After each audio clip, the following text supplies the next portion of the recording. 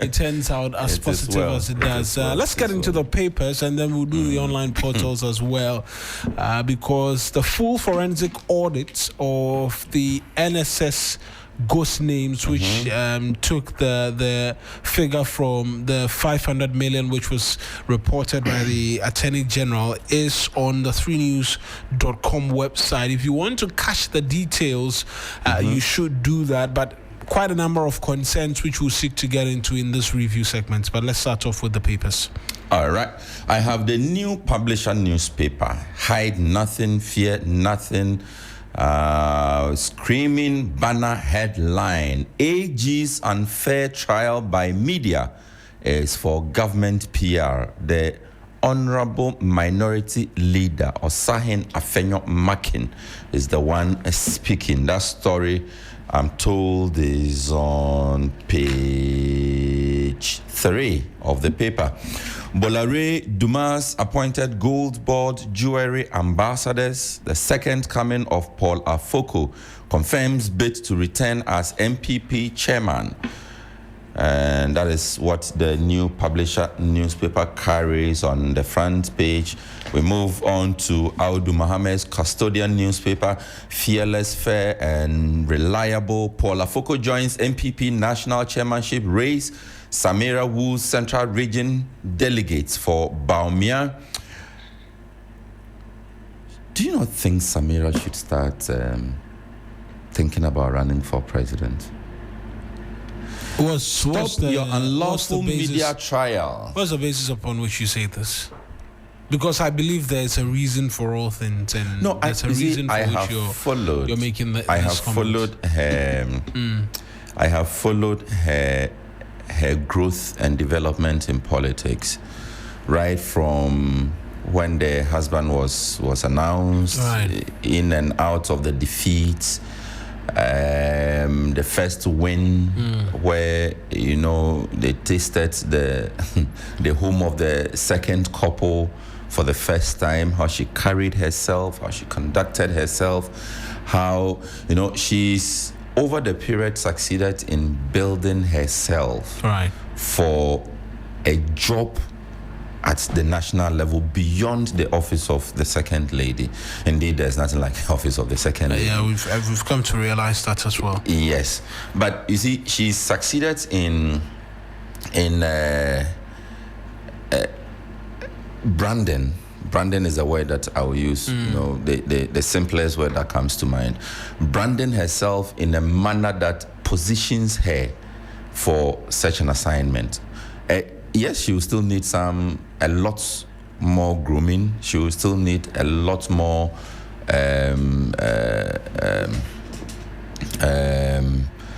some more work to be done on her. Right.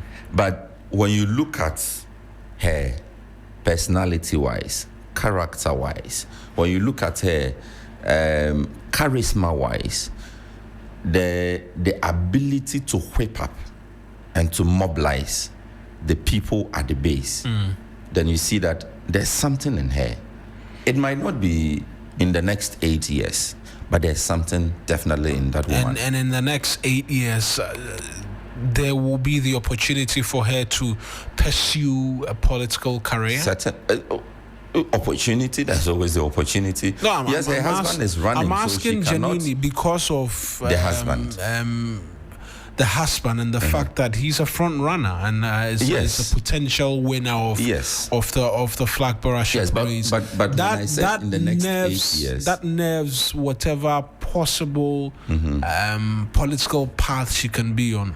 I haven't seen it anywhere where a husband is a flag bearer and a wife is also a national executive. I haven't seen it anywhere. It would be a direct vote of no confidence in your spouse. Exactly. Did that. I mean, I think so far we've only seen that in Cameroon, where Paul Biya's daughter openly campaigned against him. In fact, even we who are not Cameroonians were campaigning against the man by fact that we are Africans and his age. Yes, we believe that Cameroon deserves a lot more. But on the Samira, well, let's. No, but when I spoke about the 8 years, when I said I don't expect her in the next 8 years. It wasn't so much about the fact that her husband is running. I mean, it's a factor. But I'm also talking about the development that she still needs. And what possible political position could she be on the hunt for? Is it within the party or? No. When I say within the party, I mean national executive positions, or it is a case of you believe you see a potential presidential candidate. I believe I see a potential presidential candidate. Right. As to whether you must necessarily always start from somewhere, you must be a member of parliament. No, I don't think it necessarily means you have to start from a member of parliament or anything. You could, I mean, once you believe you're capable, every Ghanaian, then there's an age limit as stipulated by the constitution. Once you clear the hurdle in terms of qualification and you're with a political party or an independent candidate, you can't stand for president. And I'm just asking that question because she's a member of the NPP, and I don't see if she wants to pick up or continue in the path of politics. She want to do it outside of the NPP. That's why I asked in what position you expect her to occupy. She definitely will do it from and with the NPP. And anyway, that was just food for thought. I mean, these are just hypotheticals, a lot of it. I mean, when you listen to her, you see there's something in her. Well, you stated that. So let's continue. I'm sure there will be a forum or an avenue for which we can have I'm done. Extended conversation. The NPP people should have their discussion. When I say for, I don't mean you. I mean, there will be the room for persons to have a conversation. No, but I wouldn't be surprised actually in the near future to see the face of a Samira Bawumia, gunning for the top of her. I wouldn't be surprised because I honestly believe she's got it in her. She, like I said, she may still need some work done on her, but she's got it. And I think that if I were close to her, I would start whispering into her ears. Yes, I'll start tickling her small. By the time she realizes she has said yes before even realizing that she has said yes to something big. Now, Paul Afoko joins NPP national chairmanship race. Stop your unlawful media trial. Minority tells AG. Comes with the picture of Mr. John Dako, legal counsel to Minority Caucus. Wow. Is this the first? Dear Anes Akufo-Addo for upholding rule of law and... Who? Dear. Who's Dear? DUA. I don't... I'm sure we'll get the details. Let me look for it. So that... So it is Democracy Union of Africa. Okay. Gold board jury picks Bolare, Jocelyn Dumas as brand ambassadors. Okay, I get it. So that comes with the picture of the ambassadors and the CEO of the company. Okay, that's it for the two ones you have, right? The custodian newspaper. I have the Daily Post. Starts off with Mahama announces state burial for the late Nana Kanedo Ajiman Rawlings as he signs book of condolence opened in her memory. Comes with a picture of the president and his wife along with the 4 children of the Ajiman Rawlingses side by side. And powerful words yesterday. I mean, I was listening to Zaneto and I cannot help but say that there's a lot of her father that you see in her whenever she picks up the mic or she's speaking or she's engaged in a public activity in one way or the other. Also, stop pricing goods and services in US dollars. Ato Forsen at the City at 60 event yesterday. The internet never forgets. Old video exposes chairperson of PAC. Gold Board Jewelry appoints Bolare and Jocelyn Dumas as brand ambassadors. That story as well on the front page of the Daily Post. And when you go on the back page of the Daily Post, you see a lot more in terms of the pictures from that ambassadorial deal assigned between Gold Board Jewelry Jocelyn Dumas, and Bolloré. And so grab a copy and you can be able to see the pictures come through. The news center crackdown on illegal charges under NHIs intensifies. There's a picture of the health minister along with Julius Deborah and some others. Gold board jewelry signs Bolloré, Jocelyn Dumas. That story is making everywhere. It's everywhere. Government bans parallel biometrics. MDA is ordered to integrate with NIA system within 6 months. Samira Baumia begins campaign from Central Region. Form work failure, not structural collapse. Dev Traco. So I think yesterday there was a collapse. I want to know if that's the story. We'll get into. There was a structure that came tumbling down in part of the capital yesterday.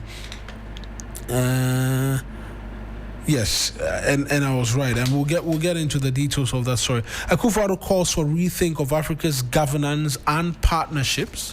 That story as well on the front page of the news center. I mentioned we'll run through the online portals as well quickly, and I gave a hint of what is on 3news.com website. Full report, Auditor General's forensic audit into operations of National Service Authority. That is there as well. I've already declared my assets to OSP, Paul Adomotri. We know he's in a tangle of some sort with the Office of the Special Prosecutor, who is asking him to declare his assets. He's gone on to the High Court seeking to bar the OSP from getting some details from him in that respect. National Service Authority deploys first batch of 85,159 personnel. Hold your peace. I want to get it properly passed for easier implementation. Bagman on anti-LGBT bill. And Ghana Water Company shuts down Teshinungwa desalination plant temporarily. Hey, Charlie, this will bring me trouble. So, because I'm in that catchment area. But anyways, let's get details. I see you have gleaned up quite a lot in terms of what you want us to discuss. Yes. Let's do your headline first, and then we'll have to bring listeners up to speed with some money-making scheme. Before I do the story on the front page that I'm interested in, I just opened to page 4 of the Custodian newspaper, and there's an opinion piece here. Ken Bediako, you know Ken Bediako? I know him. He's a sports journalist, celebrated. He's a legend. You see, these are people that inspired sports in our land. He has a piece here, and the title is State of Ghana Football, Poor Coaching or Lack of Talent. I have not read it to see what his position is, but I want to answer the question. And you know my answer. I don't think we lack talent in this country. We have talent in its very raw form. I think we have a problem with scouting. We have a problem with grooming. We have a problem with and that may be a policy problem of transitioning. When we were growing up, the school sports, we used to have these inter-schools, so intra-school, inter-school, inter-zonal, super-zonal, all those things, up to the national level. And there were a lot of footballers and athletes who were picked from all these kinds of competitions. Right. It doesn't matter what sport you play. All of these were avenues through which people eventually ended up in the national teams.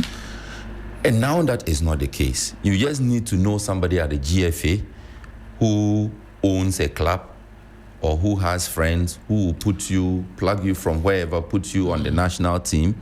Whether you deserve it or not is another question. Then we end up shouting at each other, blaming people. Oh, it was this person who brought in this person. Oh, the coach was not allowed a free hand to operate. Oh, the GFA executives have hijacked the team. Or the sports ministry is not making money come, or they are cutting our budgets. Or government is not promoting this. And we seem to be throwing blames left, right, center. But I don't think Ghana lacks talent in whatever sport. Whatever sport, we don't lack the talent. We have it in its raw form. Welcome to the table. Our problem has always been policy. Our problem has always been lack of nurturing or growth, transitioning our people, and deliberately making sports a part of our school curriculum. And in other institutions, you have what they call I think Legon also started that. It says sports for grades or something of the sort. People are getting scholarships into colleges based on their sport, their dexterity. That's how come our athletes end up in the United States more often than not. Exactly. Of wherever they end up in terms of receiving the scholarship to be in the university, they are huge participators in the sports there, and that brings a lot of pride to whatever university they are part of, and so they continue to get a lot of scholarships in that regard. I don't know if the government sports development fund, which it intends to bring, will be one of the many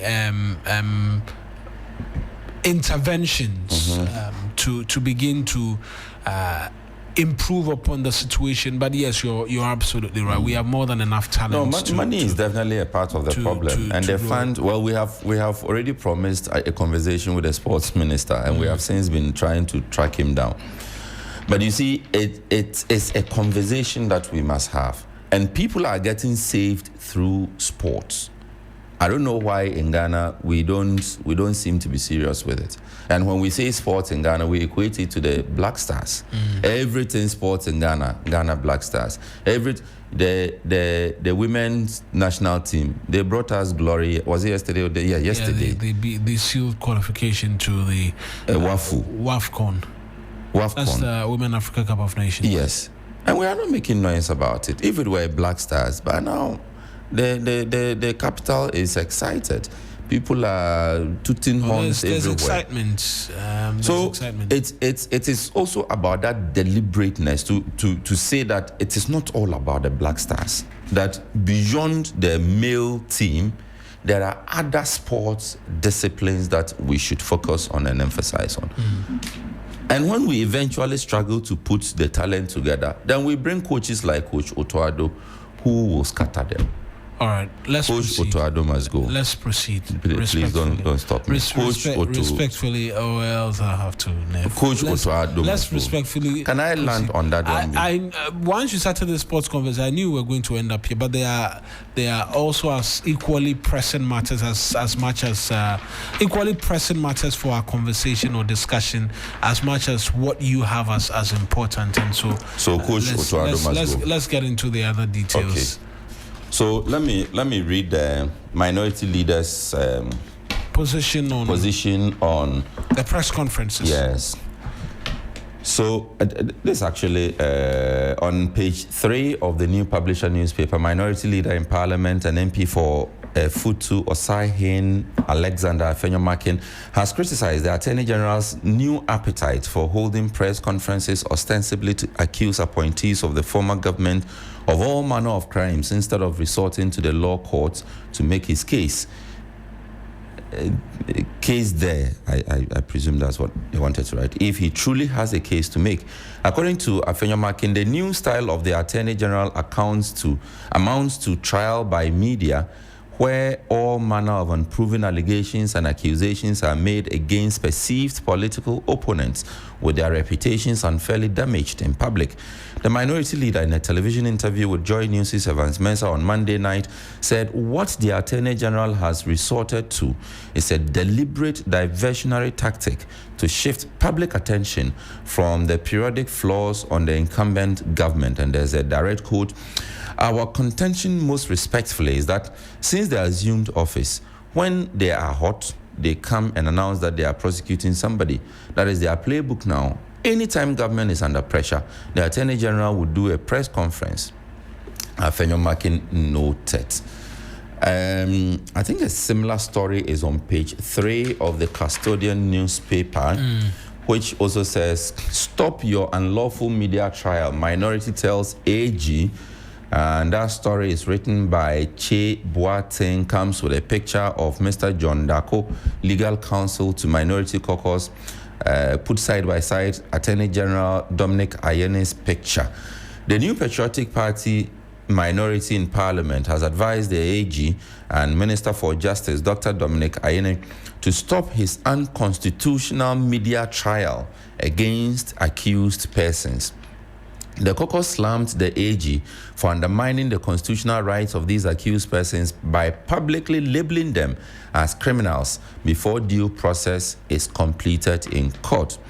Consequently, the minority maintained that the Attorney General should be called to order to ensure that prosecutorial actions remain within the confines of the law.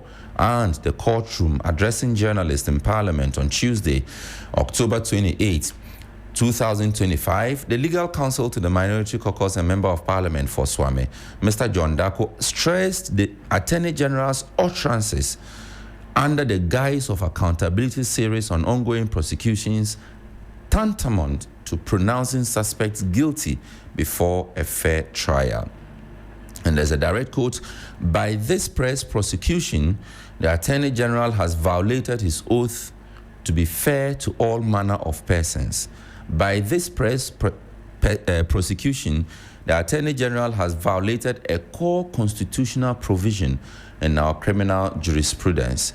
He has, by this press prosecution, prejudiced the fair trial principle under Article 19 of the Constitution 1992. So I think it's the same point made by the leader. Right. On the floor of the House, but they held a press conference earlier. No, it wasn't on the floor of the House. It was in an interview granted a media house. Media house, yes. Right. I think there's a genuine concern out there. Opinions are split as to whether or not what the Attorney General engages in is prejudicial to persons who are yet to be put before the court. And I must mention as well that the dockets in relation to Hanan, or the charges, we've got wind of it. We've seen bits and pieces of it this morning as well. But that's the argument. I must maintain that since the argument started, I've been of the opinion that is there a thin line between updating the public and being prejudicial? But in some of the instances, we've heard the Attorney General describe these individuals who are suspect as criminals, and then that begins to border on the lines of whether or not he's affording them the constitutional right of innocent until proven guilty. But again, and I'll say again advisedly, I haven't had any issues, I'll be very honest, with the updates. Perhaps a bit of because the use you are of a the, journalist. No, that's why I'm you haven't allowed me finish. Finish. Perhaps the use of language in this press conference is what can be better. And so I, for instance, in listening, flagged the AG's description of these individuals as criminals. I flagged that and I said, okay, that could be a red line that's not supposed to be crossed. But to say that him providing updates is completely a violation of the rights of the individuals, I disagree.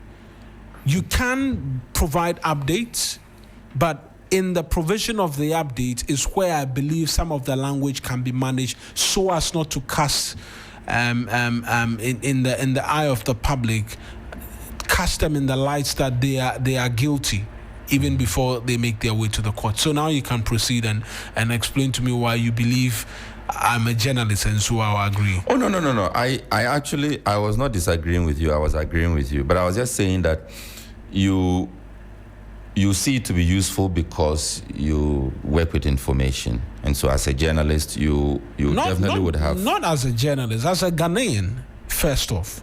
Okay. I am interested in getting to know updates to hear what is happening as to whether or not progress has been made on investigations, on putting people before the law court and getting the story as to what possibly could have happened. But it ends there. The extra commentary as to criminals and their description as criminals is where I believe it can be better. But to provide updates as to, okay, this is what investigative bodies have put together for us and this is what we're taking to court, I see nothing wrong with it. I think in principle, you and I have the same position. So we are not arguing over it. The point is there a need for information to flow? Yes. And this information should come from all quarters of government.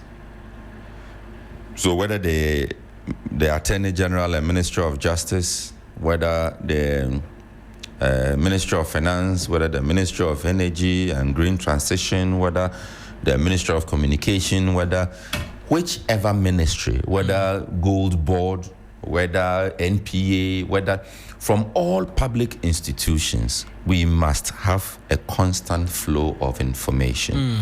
The public should be constantly updated on what is happening. That would be the principle behind the accountability series, that it is an opportunity for government officials, for public officials, to update the nation on what is happening within their spaces. And this is not new. The NDC in another life had what they call the Meet the Press series. Is it Meet the Press? Was it Kufuor or Mills? Yes, so various administrations have always had those opportunities to engage. I think it was only under President Akufo-Addo that thing was shaky, only up to the dying years of the administration when the Ministry of Information started engaging public officials. They will bring them to the ministry and let them speak to the media people. So the principle behind accountability series is welcoming. Whether you are a journalist or you are a Ghanaian or you are NDC or you are NPP or you are in government or you are in opposition, it is welcoming. Because the fact of the matter is that even members of the opposition caucus, they get information from these government engagements. So that if you want to know what is happening with these prosecutions, it is advertised that the Attorney General will be meeting with members of the press on this accountability series. You, as a member of the opposition, you want to also tune in and hear what has been said. And so I don't think that anybody would have qualms with that. Again, if you are a member of the government and you are following, or you are even a neutral, but you have an interest in one of the issues at heart, these are opportunities for you to get to hear firsthand from the government functionaries that 1, 2, 3 have been done, 1, 2, 3 have not been done, 1 is happening, 2 is not happening at all. And from there, we then are able to enhance the national discourse. Moving on to the office of the Attorney General. Right. It is the position of every lawyer, whether you are the Attorney General or you are the defendant, lawyer for the defendant in a case. Once you are speaking to the media on a particular matter, you speak to the facts that are before you. When you pick every, what they call the charge sheet. Yeah. So when you pick the paper that government will issue, the Attorney General will issue, saying that we are taking you to court, these are your charges and all of that. Attached to that is what they usually would call the brief facts. Brief facts. And the brief facts will state what exactly it is that you have been accused of doing. So this is what led to the charges that have been put against you.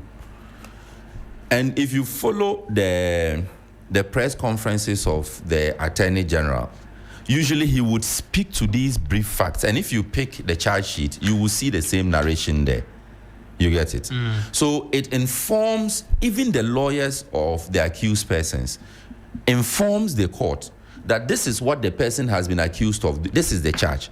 And these are the events leading to this particular charge or the institution of this particular charge against the person.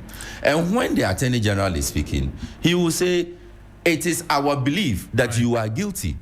Even in court, the Attorney General is taking the position that you are guilty and is convincing the court that indeed you are guilty. So the court should pronounce you guilty.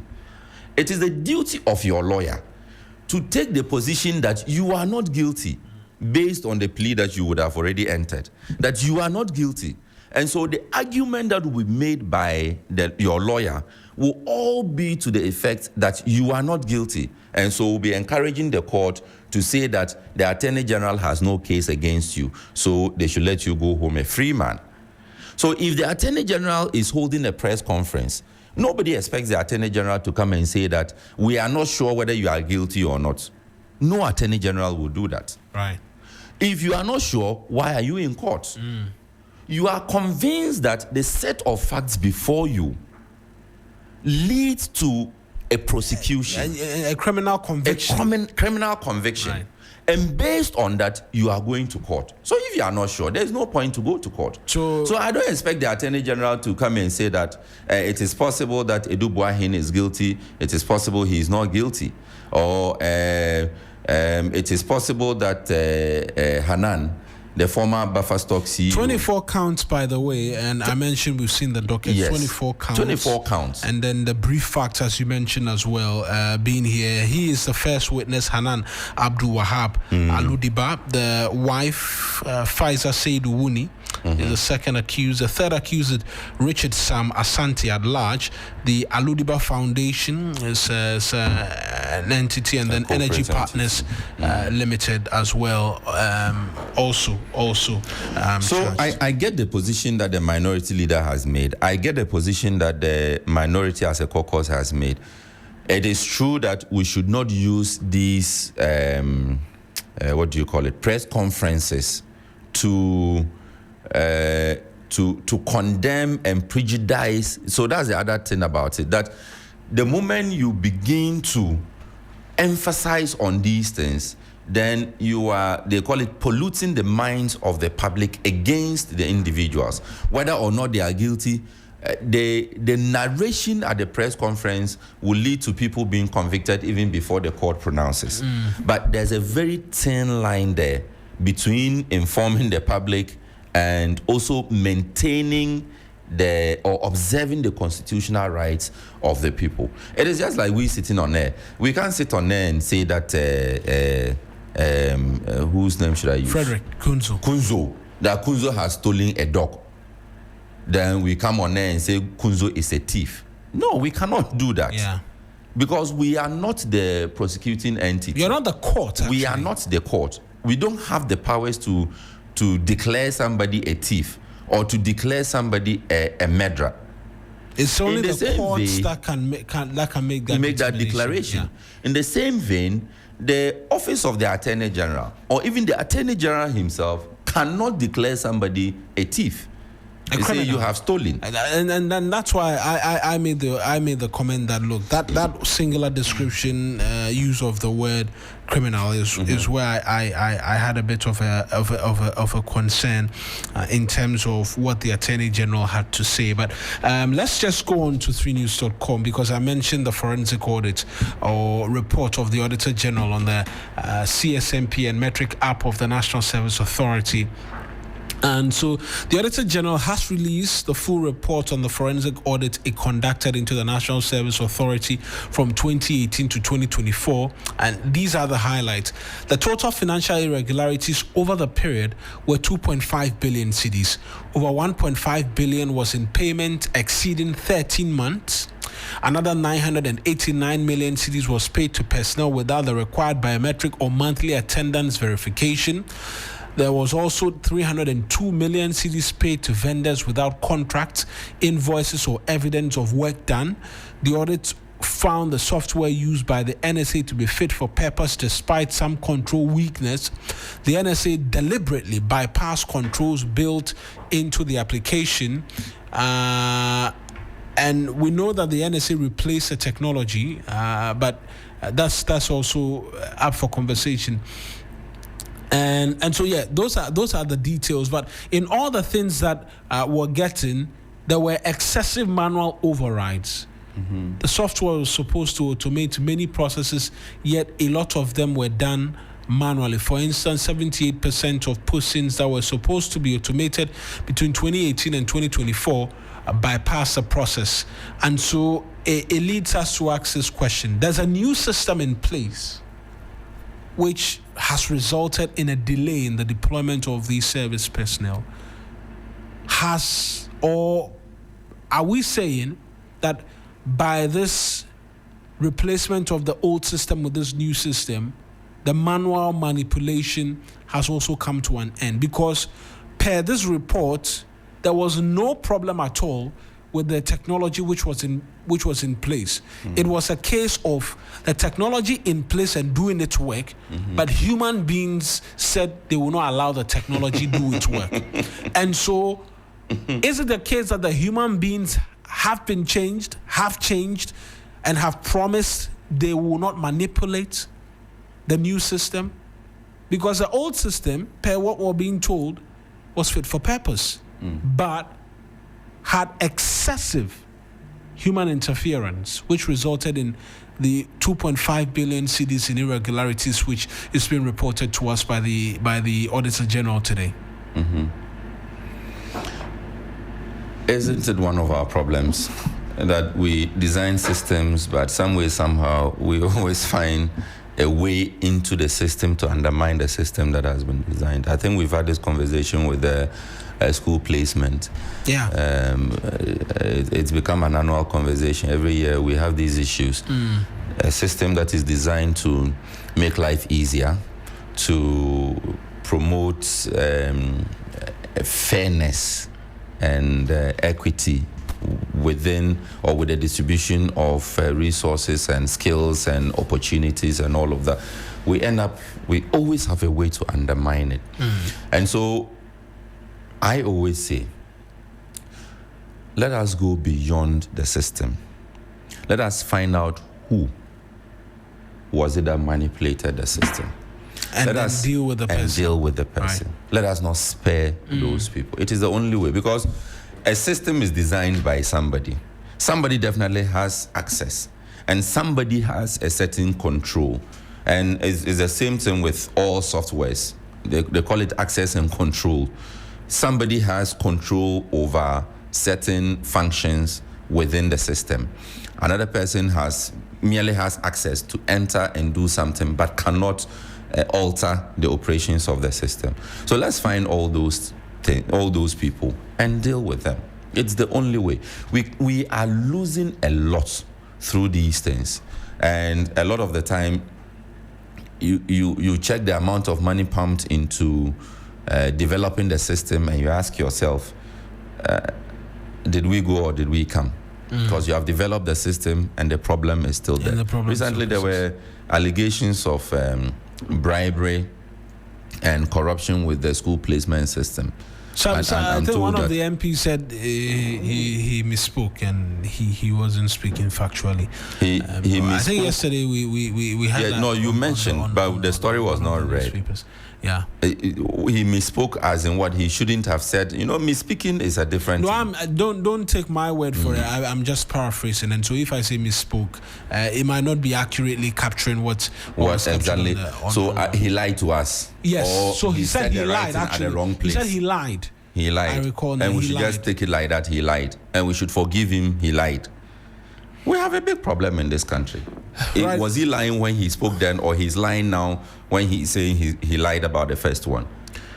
Well, I guess we can never know. Sixers, thank you very much for helping us through the news update. We'll get into the call-in segment, Community Voices, and hear your voice shortly.